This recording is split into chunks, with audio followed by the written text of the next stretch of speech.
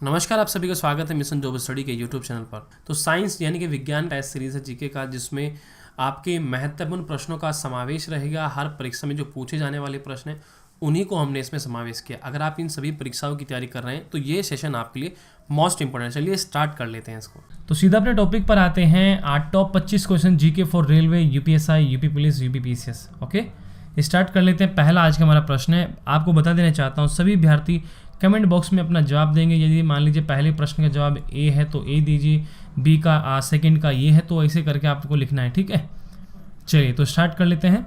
तो जल का जो घनत्व होता है वो क्या होता है। ठीक है, जल का घनत्व का ऑप्शन आपको देखना है, बताना है कि राइट उत्तर क्या होगा।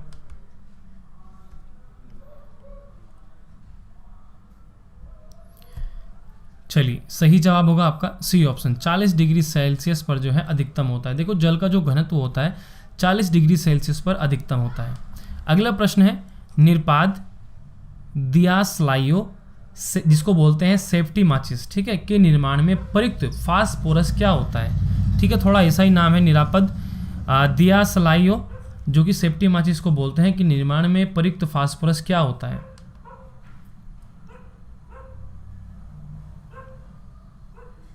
सही जवाब होगा आपका लाल फास्फोरस। अगला प्रश्न है, निम्न में से कौन सा एक रासायनिक परिवर्तन नहीं है।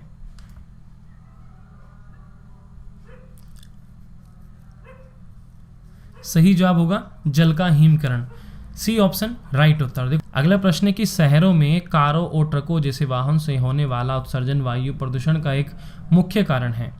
कारों से ऐसे विभिन्न प्रदूषक उत्सर्जित होते हैं जो अंततः श्वसित होने पर मानव स्वास्थ्य के लिए हानिकारक है। जैसे कि आपने ऑप्शन सोचने हैं और फिर जवाब देने। जैसे पहला ऑप्शन है नाइट्रोजन के ऑक्साइड, कार्बन मोनोऑक्साइड और कार्बन डाइऑक्साइड, बेंजीन।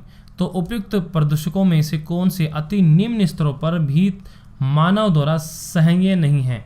ठीक है, ये आपको बताना है।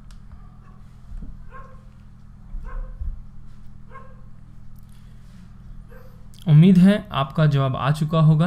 देखो, इसका जो राइट उत्तर होगा आपका यहाँ पर, एक तो होगा कि भाई इसने पूछा कि शहरों में कारों में ट्रकों जैसे वाहनों से होने वाला उत्सर्जन वायु प्रदूषण का एक मुख्य कारण है। कारों से विभिन्न प्रदूषक उत्सर्जित होते हैं जो अंततः श्वसित होने पर मानव स्वास्थ्य के लिए हानिकारक होते हैं। यानी कि जब मानव शरीर में जाते हैं श्वास के माध्यम से तो वह मानव स्वास्थ्य के लिए हानिकारक होते हैं। तो होता है एक तो आपका ये पहला ऑप्शन होगा, एक होगा कार्बन मोनोऑक्साइड और एक होगा आपका बेंजीन। ठीक है, तो यानी कि 1, 2, 4 यानी कि डी ऑप्शन जो है आपका यहाँ पर राइट उत्तर होगा। और इसी के साथ आपको बता दिया, आप अनअकैडमी से यूपी पीसीएस और यूपी ट्रिपल एग्जाम को क्रैक कर सकते हैं। अनअकैडमी के प्लस कोर्स के सब्सक्रिप्शन लेने के बाद यहाँ पर आप सभी कोर्स का जो एक्सेस है, रिकॉर्डेड वीडियो है, लाइव सेशन जो है आपको मिल जाता है। तो इसके लिए आपको सबसे पहले अनअकैडमी में आप डाउनलोड करना है, अपनी आईडी बना लेना है और अपनी ये कैटेगरी लॉगिन कर लेनी है। उसके बाद यहाँ पर आप देख सकते हैं अनअकैडमी के कितने सारे एडवांटेज यहाँ पर आपको मिल जाते हैं। जैसे आपके यहाँ पर मल्टीपल टाइप के यहाँ पर कोर्स चल रहे होते हैं। यहाँ पर आपके स्टडी मटेरियल जो होता है पीडीएफ फाइल, वो आपको उपलब्ध कराई जाती है। बहुत सारी अनलिमिटेड जो टेस्ट सीरीज है, क्विज है, वो यहाँ पर आपको मिलती रहती है। यहाँ पर आपको डाउटिंग सेशन मिलते रहते हैं। यहाँ पर सभी टॉप एजुकेटर आपको मिल जाते हैं। आपकी कोई क्लास छूट जाती है तो उसका रिकॉर्डेड सेशन आप देख सकते हैं।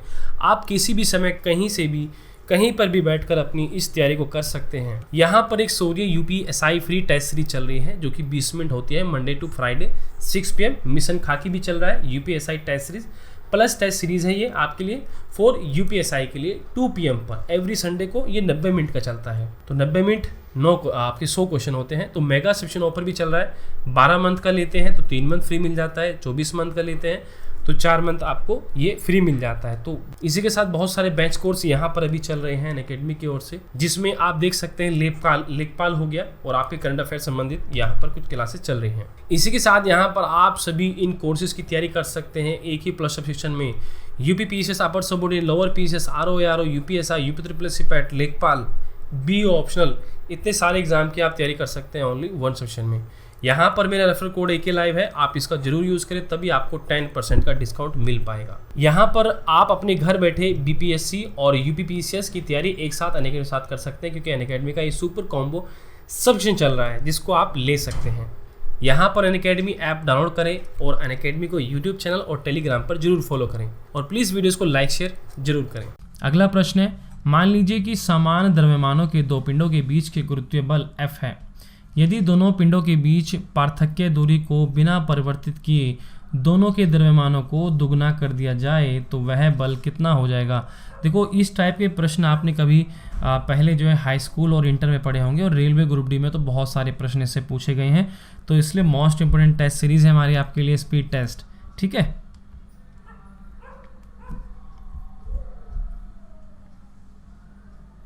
तो सही जवाब होगा आपका 4F। ठीक है, तो यानी कि गुरुत्वीय बल जो है वो 4 गुना हो जाएगा। यदि दोनों पिंडों के बीच पार्थक्य दूरी को बिना परिवर्तित किए दोनों के द्रव्यमानों को दुगना कर दिया जाए तो वह बल कितना हो जाएगा, 4F हो जाएगा। ठीक है, अगला प्रश्न है, कोई पिंड जो है आपका 20 मीटर ऊंचाई से मुक्त रूप से गिरता है। कोई पिंड है वह 20 मीटर की ऊंचाई से मुक्त रूप से गिरता है। 5 मीटर दूरी तक गिरने के पश्चात वस्तु की अपनी, बताइए क्या होगा। ठीक है, आपको बताना है।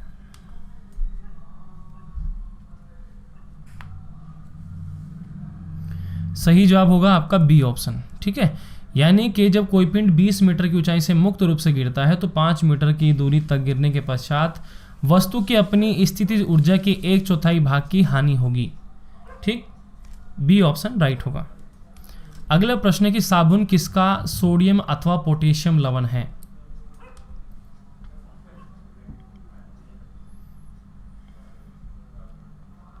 सही जवाब होगा, देखो साबुन जो होता है स्टेरिक अम्ल का भी होता है और ऑलिक अम्ल का भी होता है, पॉमेटिक अम्ल का भी होता है। ठीक है, यानी कि डी ऑप्शन सभी का होता है। ठीक है, साबुन किसका सोडियम अथवा पोटेशियम लवण होता है, इन सभी का होता है, यानी कि डी ऑप्शन राइट हो जाएगा। किसी पदार्थ की किसी नियत मात्रा का द्रव्यमान है।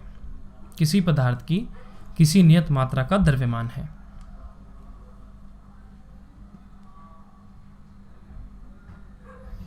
तो चलिए देख लेते हैं। तो उसने कहा था कि किसी पदार्थ की किसी नियत मात्रा का द्रव्यमान है। ऑप्शन थे आपके पास, उसमें विद्यमान द्रव्य की मात्रा होती है, एक स्थान से दूसरे स्थान पर परिवर्तित नहीं होता है, गुरुत्वीय बल में परिवर्तन के साथ बदल जाता है। तो किसी पदार्थ की किसी नियत मात्रा का जो द्रव्यमान होता है उसमें विद्यमान द्रव्य की मात्रा होती है। ठीक है, फर्स्ट ऑप्शन होगा एक तो आपका, एक स्थान से दूसरे स्थान पर परिवर्तित नहीं होता, बिल्कुल सही बात है, बी ऑप्शन भी, यानी कि आपका यहाँ पर पहला और दूसरा सही होगा, बी ऑप्शन आपका राइट हो जाएगा।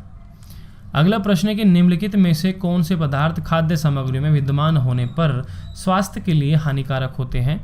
पहला ऑप्शन है पीडकनाशी अवशिष्ट, सीसा, लेड, पारा और मेटेनियल येलो। नीचे दिए कूट का प्रयोग करके सही उत्तर आपको बताना है।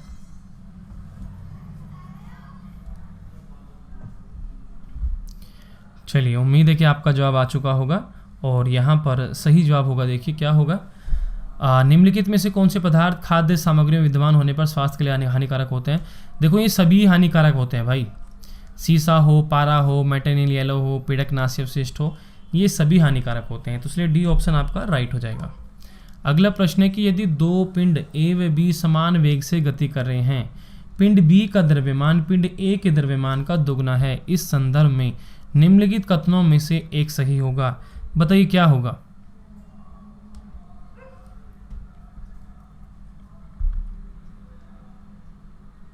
सही जवाब होगा आपका, देखो इसने बोला था कि हमारे पास दो पिंड थे, ठीक, समान वेग से गति कर रहे थे, बी का द्रव्यमान पिंड ए के द्रव्यमान से दुगना था, यानी कि इसका जो द्रव्यमान था दुगना था बी का। ठीक, तो इस संदर्भ में निम्नलिखित क्या होगा। देखो भाई जो बी था इस बी का संवेग जो है ए के संवेग का दुगना होगा। ठीक है, ए ऑप्शन यहाँ पर राइट होगा। अगला प्रश्न है सूर्य ग्रहण के दौरान क्या होता है।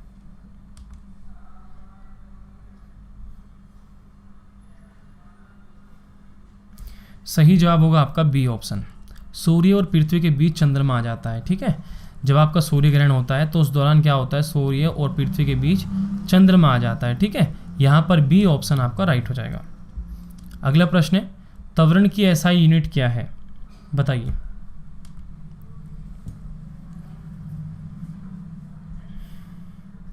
सही जवाब होगा आपका मीटर प्रति सेकंड स्क्वायर। ठीक है, मीटर प्रति सेकंड स्क्वायर होगा, बी ऑप्शन राइट उत्तर। कार्बन के एक परमाणु में 6 प्रोटॉन होते हैं और इसकी द्रव्यमान संख्या 12 होती है। कार्बन के एक परमाणु में कितने न्यूट्रॉन होते हैं, बहुत ही अच्छा प्रश्न है और उत्तर आपके सामने लिखा हुआ है।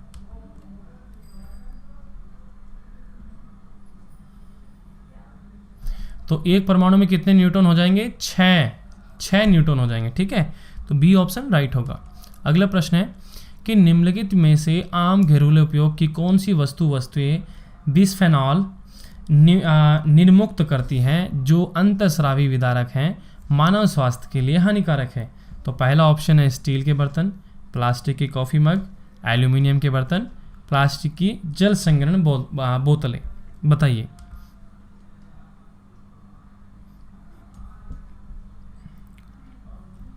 तो देखो, आपने देखा भी होगा, जैसे भारत के अंदर आपको पता है कि भाई प्लास्टिक पॉलीथीन पर बैन भी लगा दिए गए हैं और भी तरह तरह के बैन प्लास्टिक पर लगाए जाते हैं। तो ऐसे में आपने देखा होगा स्टील के बर्तन, एल्युमिनियम के बर्तन कभी हमें नुकसान नहीं देते, लेकिन ये प्लास्टिक की जो चीज़ें होती हैं नुकसान देती हैं, ठीक है। तो इसलिए 2 और 4 ही हमारा यहाँ पर राइट उत्तर होगा, यानी कि सी ऑप्शन आपका राइट उत्तर हो जाए। यानी कि प्लास्टिक की कॉफ़ी मग भी नुकसान देगा, प्लास्टिक के जल संग्रहण बोतलें भी नुकसान देंगी। अगला प्रश्न है, यदि किसी 16 सेंटीमीटर फोकस दूरी वाले अवतल दर्पण के वक्रता केंद्र पर एक वस्तु रखी है, यदि उस वस्तु को फोकस की दूरी और 8 सेंटीमीटर खिसकाया जाए तो उसके प्रतिबिंब की प्रकृति क्या होगी? बताइए क्या होगी। आपको बताना है वास्तविक होनी है, आभासी, जो भी आपको लगता है।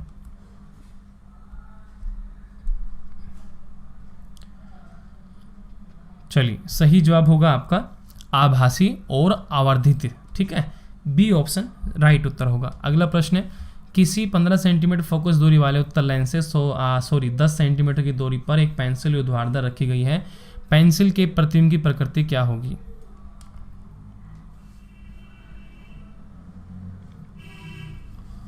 तो सही जवाब हो जाएगा आपका डी ऑप्शन, आभासी, सीधा और आवर्धित, ठीक है।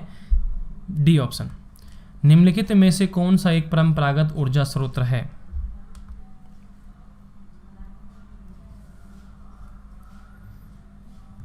तो ये होगा आपका सौर ऊर्जा, सी ऑप्शन राइट उत्तर होगा। तो देखिए यहाँ पर सौर ऊर्जा परंपरागत ऊर्जा स्रोत है।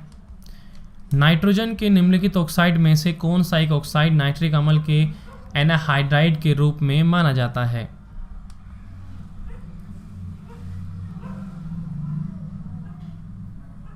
तो सही जवाब होगा डी ऑप्शन, N2O5, ठीक है। आपका डी ऑप्शन राइट हो जाएगा। अगला प्रश्न है कि निम्नलिखित में से कौन सा एक बेकिंग सोडा का रासायनिक नाम है?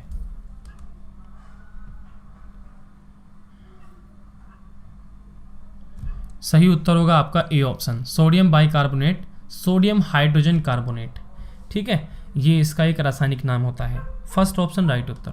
अगला प्रश्न, डीएनए के संबंध में निम्नलिखित कथनों में से कौन सा सही है, आपको बताना है। चलो उनको पढ़ लेते हैं। डीएनए सभी जीवित का अनुवांशिक पदार्थ होता है। डीएनए के सभी खंड प्रोटीन के संश्लेषण को कोडित करते हैं।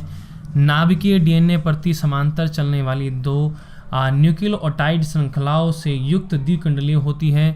डीएनए माइटोकॉन्ड्रिया में भी पाया जाता है। तो यहाँ पर आपको बताना कि कौन सा आपका राइट उत्तर होगा।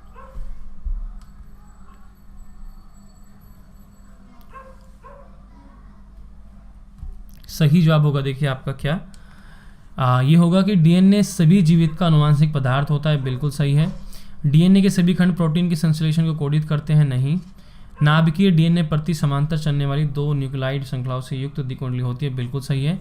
डीएनए माइटोकॉन्ड्रिया में भी पाया जाता है, बिल्कुल सही बात है। यानी कि सी ऑप्शन जो है आपका राइट होगा, 1, 3, 4, ठीक है, ये सही होंगे आपके। अगला प्रश्न, किसी तारे की दीप्ति किस पर निर्भर करती है?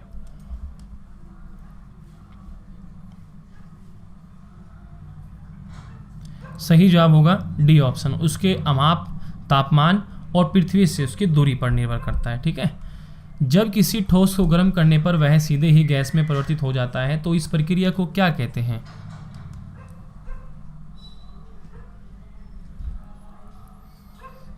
इसको कहते हैं ऊर्ध्वपातन, ठीक है। सी ऑप्शन आपका राइट होगा, इसको ऊर्ध्वपातन कहते हैं। तो इस प्रकार से आज की जो हमारी टॉप 25 क्वेश्चन की स्पीड टेस्ट था वो कंप्लीट हुआ। और मैं आपसे कहना चाहता हूं कि आप कमेंट सेक्शन में ज़रूर बताएं आपने 25 में से कितने क्वेश्चन राइट किए हैं।